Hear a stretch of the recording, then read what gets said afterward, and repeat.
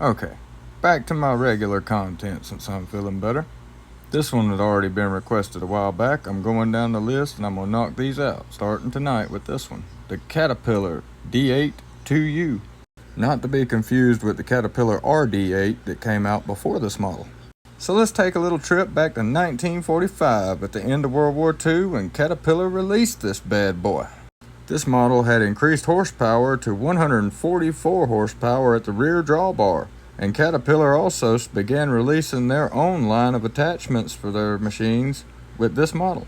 They continue to do that to this day. Before, all your attachments and blades and everything were made by a third-party company. It had a greatly improved undercarriage design, and unlike previous models, this one was able to maintain its full speed and power while maneuvering tight turns. May not seem like much today, but at the time it was quite revolutionary. It was powered by this right here, the Caterpillar D13000 diesel power plant, naturally aspirated, rating at 185 horsepower at 1200 RPM at the flywheel. Totaling 1,246 cubic inches, a 6-cylinder, 4-cycle diesel got the job done. Without a turbo. It featured brake and clutch steering, and if you have a look down below, you can see this wasn't no joystick dozer.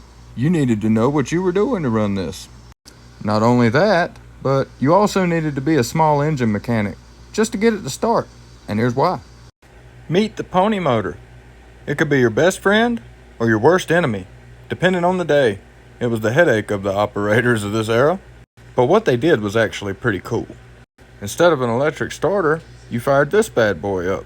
And instead of just spinning the motor, it also would provide heat to the motor to help it do what glow plugs do today.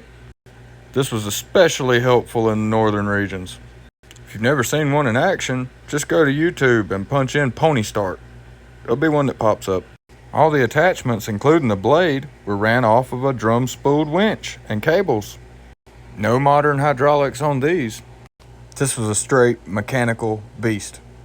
Its dry shipping weight without attachments was 37,150 pounds. It featured 39 22-inch track shoes for a ground contact area of 4,389 square inches. Pretty big for its day. Recall, this was before the release of the D9. Here's one of the performance sheets if you'd like to pause and take a look for yourself. And here's a list of some of the attachments that were available for it at the time. The filters on this bad boy were cleanable and reusable. Remember, this was before our disposable generation. Stuff was built to last. Oh, and they lasted. Many still in operation today.